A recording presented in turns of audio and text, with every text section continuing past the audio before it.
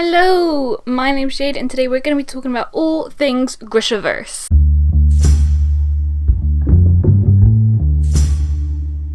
Look at these books, how beautiful are they? I'm going to go into some spoiler thoughts about... I'll start with King of Scars and then I'll give it another spoiler warning for when I go into Rule of Wolves. What can I say? So this takes place after both the Grisha trilogy and also the Six of Crows duology. So you have to read both the Grisha trilogy and the Six of Crows duology to read these two. Things will be spoiled for you if you don't. I recommend reading the Grisha trilogy first because you will be spoiled for some things in Six of Crows. I mean, I read them first and then when I was reading Six of Crows, I was like, oh, people are gonna be completely spoiled for like this whole thing. The Grisha world is so interesting and in depth and it's such a cool, unique world. I love it so much. The thing with Lee's books, there's just something about them I don't quite click with. I can't put my finger on what it is. It's something in the writing. I feel like there's a distance between me and what's happening in the book. Like normally, I'm the kind of person that will completely fall into the book. It's as if I'm there. With these, there's some kind of distance. I had it with the Six of Crows duology as well. I didn't have it as much with Shadow and Bone, although I think I did in the beginning because I remember in my book talk talking about how I didn't really care. Like I wanted things to go well,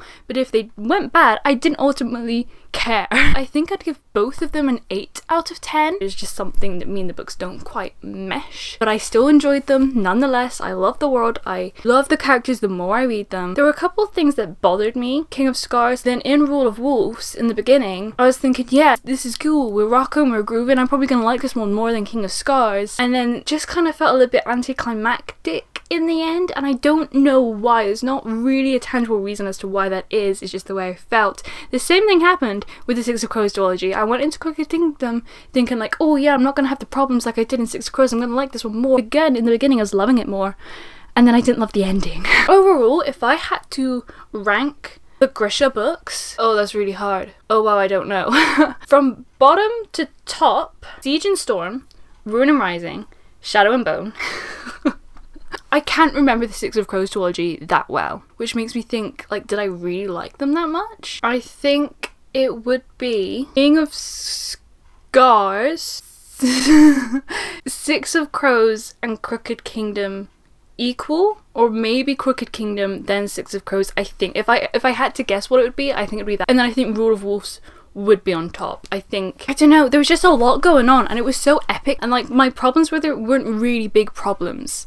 So yeah, I'm happy with that order. That feels kind of right. The Crows duology and the NIKOLAI duology, they're kind of on very equal territory. I think I'd give all 4 of them an 8 out of 10. Not a lot to it, really. Okay, so I'm gonna get into my spoiler thoughts about King of Scars. When it first came out, a lot of people were disappointed because it wasn't a NIKOLAI book.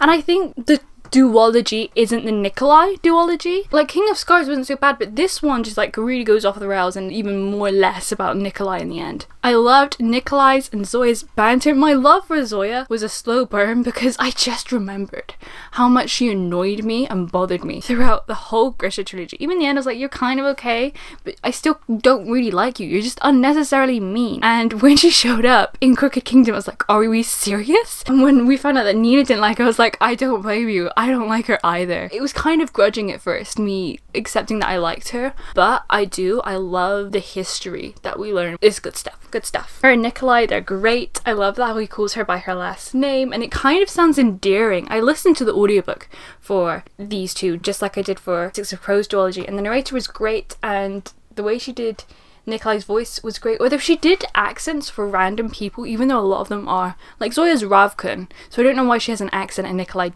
doesn't. Weird people have accents. It took me so long to figure out who Ardcat was, and like I felt like I recognized the name but I didn't know who he was, and they talked about how he didn't have an arm, and like they were referring to how it happened as if we should know how it happened. They never explained how he lost his arm. Maybe they did later on, but at first they didn't. It's the kid from the Grisha trilogy, the one whose arm got ripped off, and it's kind of really sad to see the way he's become, and people just accept it. They just accept that he's bitter and upset now all the time because of the Darkling. My favourite storyline in King of Scars. By far. Nina, Hannah storyline. I loved the whole pregnant women situation. It was so devastating and haunting, and it was just so well done. It reminded me a little bit of Air of Fire. Was it Queen of Shadows? One of them, but in the best way. I just really enjoyed the storyline. I loved Hannah and Nina. I was shipping them so hard. From the minute when Nina buries Matthias and there's the wolf and Hannah scares it away and they start bickering, right then and there I was like, you two. Speaking of when she buried Matthias, I full on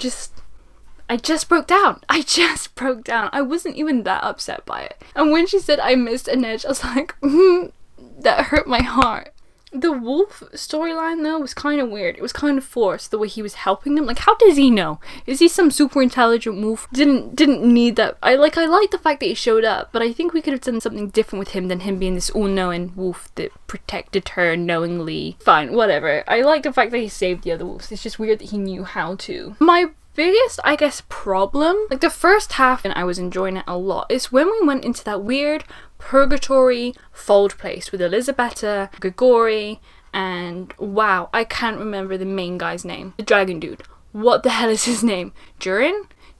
Something like that? Like, what was that? I still don't know what that was. The kind of thing that you just have to suspend your disbelief for, and you're not gonna understand quite the intricacies of it because he's just decided this is a thing that can happen apparently. That's what it felt like. I'm like, why? Why were only those 3 saints? Why were none of the other saints there? And why was Grigori even in there? Because we saw him once and then he went. Where did he go? And there was such a missed opportunity there. Like, I wanted that to be fleshed out. I wanted to know why that was a thing. And then we have the whole thing about how Grisha can do multiple disciplines, and Juris teaches Zoya to do other stuff and how to use her abilities as a weapon better, which is cool. And then we had the whole thing with like open the door, and it didn't make sense, and like, where did they go? They go to the making in the heart of the world? Is that what he wanted her to do? I just don't understand. I don't understand what happened there. I think what needed to happen is it needed to be longer, and we needed to spend more time with Zoya and Nikolai. I enjoyed the Isaac storyline. I like how we came back to him because he was in the beginning and we realized he's shy and sweet and stuff, but we needed to spend more time with Zoya and Nikolai. That just needed to be fleshed out better. We needed longer there to like situate ourselves better, I think, because it was all this training stuff, but we only got to see a very small part of it before like this battle. And the battle itself, I kind of was struggling knowing exactly what was going on where. It felt kind of hazy to me, and I didn't understand the significance of the Thornwood stuff. How the hell is the Darkling still here? Elisabetta crept up and got him. It was just a lot of suspending my disbelief because I didn't really understand what was happening. I just kind of had to accept it was. It's just a pretty integral thing for me to like not get. Darkling told Zoya that you and I will change the world. He said the same thing to Alina. So it just, the way the Darkling was done was so well done. Leonie was saved by Jesper's mother. Did anyone else catch that? When we found out that Hannah's father was Jarl Broom, I started flipping the hell out. How I didn't see it coming. And it's so clever. All the possibilities for Rule of Wolves, I was so excited. I really liked Isaac and Aerie together. It was frustrating me though. I don't like the Prince and the Pauper whole shenanigan, especially with the love interest thing. And I just kept thinking like, what happens when Nikolai comes back? Like, are they going to run off together? Because Aerie didn't want to be a princess anyway. It's well foreshadowed in that fighting thing about how Aerie was a better fighter than her guard. And I didn't even get that. I loved when Nikolai was there and he was like, yeah, I would have figured this out in 2 seconds, guys. Why didn't you figure it out? Oh, Nikolai. Great. I love him so much. All of his dialogue is so great. Also, with this big fight with the Darkling and Elisabetta and Zoya, she seemed to make pretty easy work of Elisabetta. I don't know if it's just because the dragon ultimately is very, very strong, and so that's what made her stronger than Elisabetta. How did Zoya know what to do in that situation? Like, it just, I don't understand. Nikolai didn't even do anything. He just led there. It just, because of that, and because I didn't understand what was happening because it was kind of hazy, it felt ever so slightly anticlimactic. I can't think of another word for it, but I was a little bit underwhelmed. And the monster in Nikolai is still alive. It didn't even work. Do we ever find out why? I can't remember. And we go back to the palace, and Nikolai's looking into the conservatory and he sees the knife. The gasp! I was shocked. I was shook to my core. Darkling is in Yuri now. Great. Yuri was so annoying. I had so much hope in him that he was going to redeem himself, and he didn't. I was so excited to watch Nina and Hannah go off to the ice court and for them to fix the civil war. I was so upset that Eri and Nikolai were now like engaged. There was no way in heck that I believed that that was actually going to go down. So we kept trying to push all these marriages onto him and I was like, poor Nikolai, give the dude a break, he's been through so much. Param wasn't really such a big deal, and because of the way we left off in Crooked Kingdom it felt like it would be. We had the antidotes, and I guess what more did we need to do with it? I just expected it to be a bigger thing. Oh, and we have the Lance-off guy and the attempt on his life. There was just a lot, like, at the crux of happening at the end of this book. There was so much potential for the next book and I was so excited to go into it. And that brings me on to the spoilery section of Rule of Wolves. If you've not read Rule of Wolves, I'm going to spoil it. So let's start with Eri and Makai. Eri was supposed to be queen. We didn't really know Makai. We didn't know how malicious and bad she was. Boy, did we learn by the end. Hated her. And she just kind of got away with it all as well. Grandma was like, yeah, she's just gonna be my advisor along with Eri. I was so appalled. And like, Eri isn't queen, but she's also not free because she's an advisor. She can't like go off and live in the countryside either. So what was the point in that? Why can't Eri be queen? That was very unsatisfying. I mean, the big thing with this book was redemption and mercy and forgiveness. And there were just some times that I just felt unsatisfied. I just wanted the bad guys to be punished. I'm glad that the Caregood now are like with Ravka though, and they're gonna help Grisha. And I bet Makai's gonna stay in Ravka as well. And they didn't even come to Ravka's aid in the end. So it was just a big load of waste of our time. We were kind to you and you do nothing but disrespect us. That's how I felt. And then Broom. He just kind of got away with it. I so was wanting Nina to like start trying to seduce him the way that Nina did in Six of Crows, and for him to like recognize that it was Nina, and like for her to finally like make him pay, because he was such a pain in our asses and he's just also just such a horrible villain. I guess because of Hannah, that was never going to happen. She was never going to accept that unless it was like an accidental death. That's what was happening, for him to accidentally die and Nina to be kind of sad for Hannah, but like ultimately we were satisfied. That's what I wanted. But again, it's the forgiveness thing and the moving on thing and the healing thing. That's what this book is about. I'm glad she gave Joran mercy. Like the big thing with Matthias, save some mercy for my people, that kept coming up in both of these books over and over again. And like, she's now gonna be queen of Fjorda, so it's the irony. But also she's gonna fix it. Like if anyone was gonna fix it, it had to be Nina. I kind of want to read that book. I want to read Hannah and Nina fixing Fjorda. When we're in the little thing at the end, like the little court session thing, and Prince Rasmus is like, no, do you. I knew that Hannah couldn't, I didn't believe that Hannah was dead. Like I wasn't convinced that something else was afoot, but it was too sudden. I didn't get upset about it either. I refused to believe this. And then when Prince Rasmus said that, it clicked. She tailored him, and it made sense because there was so much dropping that she felt more comfortable in a boy's body than a girl's body. It was so well foreshadowed, and I knew the whole time, I knew that something to that effect was going to end up happening. I wanted them to go back to Ravka. It's sad that they're not, but I mean, we're probably not going to read any books with them in the foreseeable future, if ever, so whatever. It's a nice peaceful ending. Broom could have,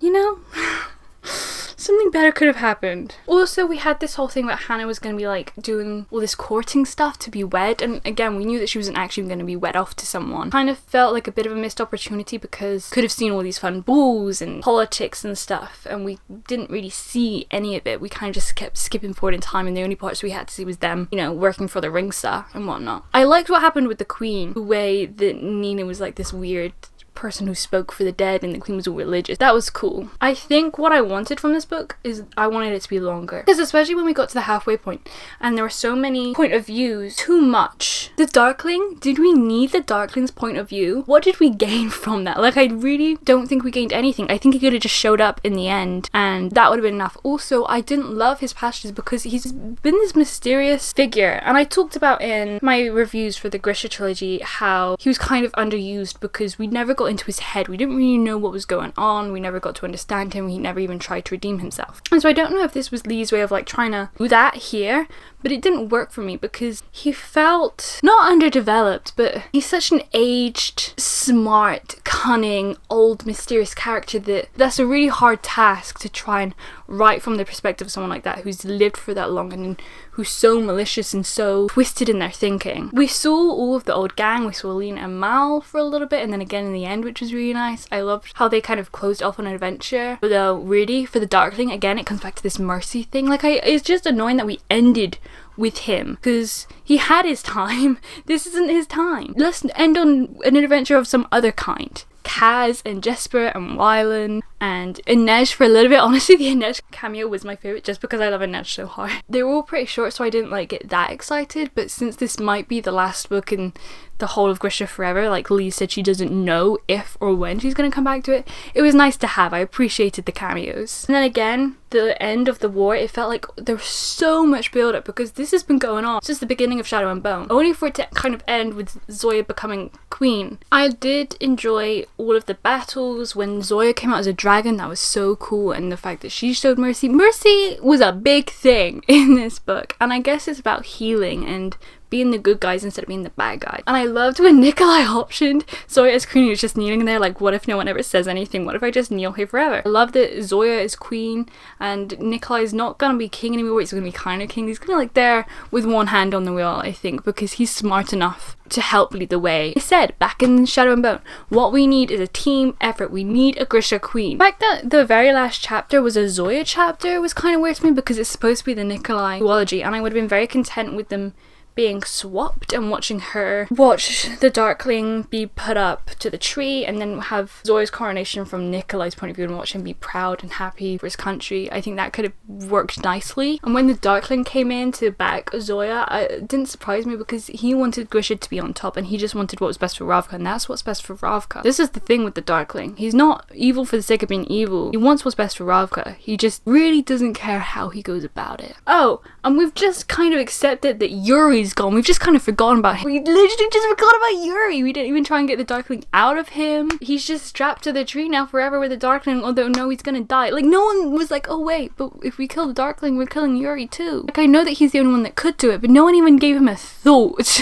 We couldn't even say goodbye. Like, I'm sure Yuri would have been okay with it, but they didn't even try and talk to him. I didn't like that. Like, all this mercy and redemption and healing, we just send off an innocent man to die. Yeah, I guess that's all of my thoughts. It's hard because saying that, there's so much that happened in King of Scars that I loved. It's the fold purgatory thing. With Rule of Wolves, there was so much going on and so much potential. I think I wanted more battles. I wanted more fighting, more out of the war, since this had been building since Shadow and Bone, and to see more of the courting stuff with Hannah. It could have been longer. We could have either cut out the stuff with the Darkling or had it be a trilogy instead of a duology. I think that's what I wanted. But still enjoyed it. I still think it's a good book. I think it's a clever end to the series as a whole. I'm satisfied with it. The Shadow and Bone TV show. Non-spoiler thoughts. I've not actually finished it yet. I have 2 episodes left. By the time this video is up, I will have finished it, so I'll insert something about how I feel about the last 2 episodes. Overall, they have changed some things, but mostly it's very small things that, as much as they annoyed me, like, I can forgive. It's just that with a TV show, the reason they're kind of superior to films is because they have more time to get all these little intricacies right, and Lee's world has so many little intricacies that they could have done it, but because we're splicing in the Six of Crows storyline as well, or not the Six of Crows storyline, didn't know we have the crows in it, but it's new content. Because of that, the Shadow and Bone storyline's pretty big because we're setting up a lot. It's a big grand arc, the 3 books. What's happening in the Grisha trilogy is like on a much bigger, grander, epic scale than the Six of Crows duology because of how life and world changing it is, whereas the crows kind of care about the crows and that's it. It was like it's not on the same level. That being said, Six of Crows is a long book and there's a lot that goes down, and I wouldn't want either storyline to be smushed trying to fit them together, so I'm hoping that season 2 has more than 8 episodes just so we can really get everything out of it. Okay, so I'm gonna go into spoilers about what I think about the Shadow and Bone TV show. If you haven't watched it, I recommend leaving. The music is so great, the tone is spot on, like the sets and the costume design, it's all great, it's perfect. Cast is great. Alina, her acting, it took me a minute to get on board with. I love Jenya, she's great. I love Nadia, I love Zoya. Darkling, at first I couldn't see him being malicious, he was just too smooth and charming. He's getting there, he's growing on me. I didn't love the magic lamp thing that they went into the fold just because it doesn't make sense. The reason they get through the fold is because the Volcra don't see them. So how is there this magic light that the Volcra can't see, or that wards them off? It just doesn't make sense. I also don't love the fact that there's lightning. I just think it'd be so much creepier if we went through and it was just, obviously it couldn't be pitch black because we'd need to see the actors. Maybe if it was pitch black and we just see like flashes of the fire and the screams and can hear them whispering to each other. And also I kind of feel like there was a missed opportunity with the Volcra because we know know that they're people, and actually in the episode I just watched last night, Bagra told Alina that they're people, that they could have been these creepy half people, half monster looking thing. They didn't have to be these giant big monsters. They kind of have these animal-like screams, pterodactyl-like noises. Whereas in the book, Alina, when she goes back through knowing that they're people, she says that they sound like human screams, and that could have been so horrifyingly creepy, and I was so hoping they did that, and they didn't. It's just a missed opportunity in my mind. I mean, the fold itself, in terms of the CGI, it looks good, and the Volker, they look good. The only thing with the CGI that I don't love is Alina's power. Like, when she splits her beams, like I was expecting like beams to like shoot out of her palm, and she made two little sun orb type thing. Seems like they've taken a literal interpretation on the sun summoner, which in the book it wasn't a thing. I'm pretty sure it wasn't established before her that there was gonna be a sun summoner. In the TV show they said that she's been prophesized and everyone's been waiting for her. Fine, I'm fine with that, but she's not literally a sun summoner. She just summons light. Like the scenes where she just lights up, I think are the best scenes where they use her light. When they have the demonstration, we didn't really get to see it, and I'm assuming because it was too expensive with the CGI. Kind of a bummer, because it sounded really cool. The way it like reflected from the chandelier sounded really nice in the book, that I would have liked to see it, but it's fine. And when he cut her in the tent, her power just like shot out in a beam from her arm. Kind of cheesy. Didn't love it. Don't really see the keftas explained in terms of what color means what and what the thread means. Like, I'm watching it with my boyfriend and I had to explain it to him. Just a little thing that could have been mentioned. And the black kefta argument, I wanted more from it. Like, she just, because she's a summoner, she just assumed. He just put her in blue, and then they tried to put her in black kefta, and she said, no, I'm gonna stick to the blue and I don't want to stick out anymore. That was it. I also for a long time wanted more from the Darkling. In the beginning of the book, when they're traveling, the Darkling and Alina has a conversation at night, and we find out that he's like one of her soldiers and he really cares about Grisha, and we know he's eternal, or that he doesn't age, and they have a little conversation about that, and that wasn't in here, so we didn't know that he doesn't age until Bagra said, which again is fine. I missed the conversation just because it brought out a more human side of him early on, so Alina trusted him more early on. And I don't love the way the amplifiers were explained with the apparat, talking about what's overs amplifiers, because it kind of made it sound like those were the only amplifiers. Do we ever hear about Zoya's? I mean, we hear that it's her amplifier, but no one ever says that it's from a tiger. I mean, A, because otherwise people don't know what it is. It just is a weird thing on her wrist. B, because then it distinguishes that it's not only Mortzova's amplifiers. When we describe Mortzova's amplifiers, the apparat never says Mortzova. It calls him like the Bone Smith or whatever it was he was called. It doesn't actually say Mortzova. So later on when they reference them as Mortzova's amplifiers, that's not, you don't understand. I just think that was such an easy thing to clear up. And then the apparat was the one that told her that Bagra's waiting for her. Like, why is he the one to tell her that? The apparat in general though, so creepy. Like when she came out of the demonstration and he snuck up on her, oh, didn't like that. Watching what Mal went through was so upsetting, that episode. And you understand where Mal's coming from in the book. I don't think I hated him in the first one so much. His problem was he was upset with her for being happy and becoming stronger. In the TV show, this just isn't a thing. Like, they never have the argument they had in the book. They make up much quicker, and she like asks him, are you mad that I'm Grisha? Are you scared of me? And he's like, no, never. Brought a tear to my eye hearing him say that. Mal in the TV show, he's such a better character than Mal in the book. He's so much more fleshed out. He's got so much more character to him. And he's just so much nicer and sweet. He's what Mal was supposed to be.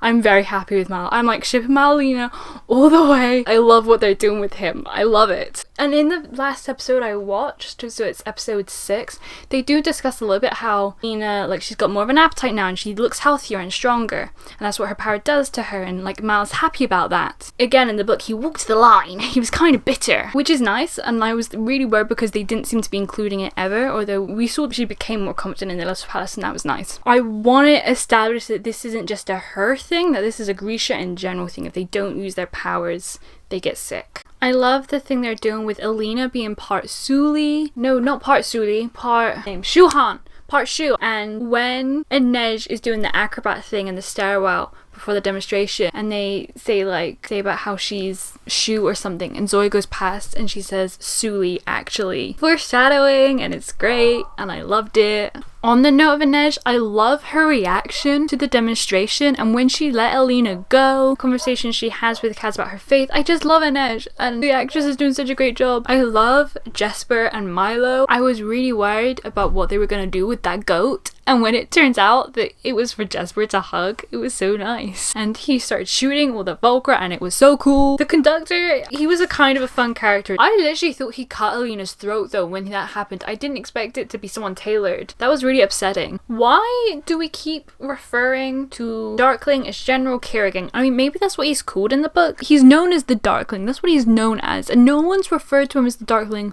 once. He's referred to as the Black General. But we never refer to him as the Darkling, and I don't understand why. It's such a cool name. Alina already knows that his name's Alexander. We didn't even know that until book 3. He was just the Darkling.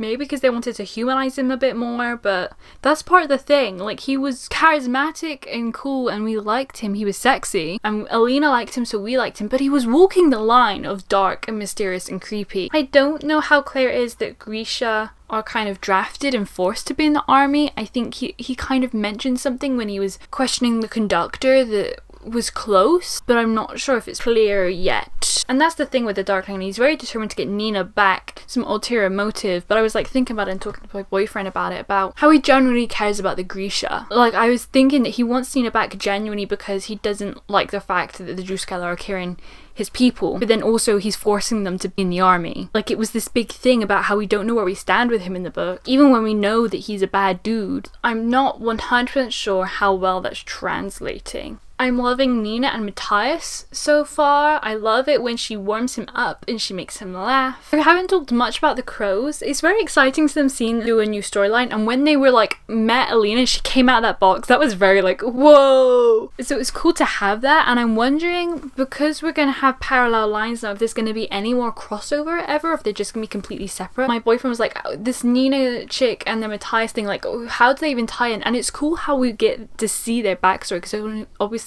we only see it in flashbacks, the books, so it's clever how they're doing that, and obviously they will very much so be an integral part in the second season. I'm happy with it. The more I watch, the stronger it gets. The last episode in particular just felt so real and so cool, and I really enjoyed Alina in it. I loved the part where it was in the last episode, so it was right in the forefront of my mind. David raises his hand to talk to the Darkling, and he's like, you don't have to.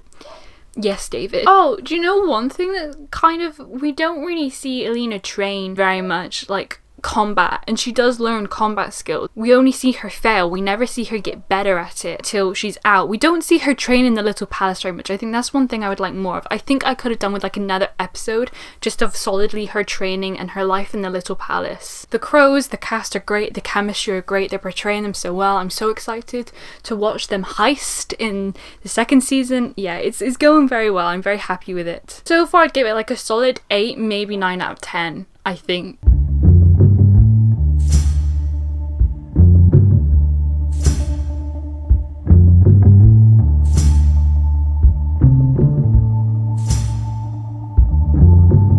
And that marks the end of this very long video. I hope you have an amazing morning, afternoon, evening / night.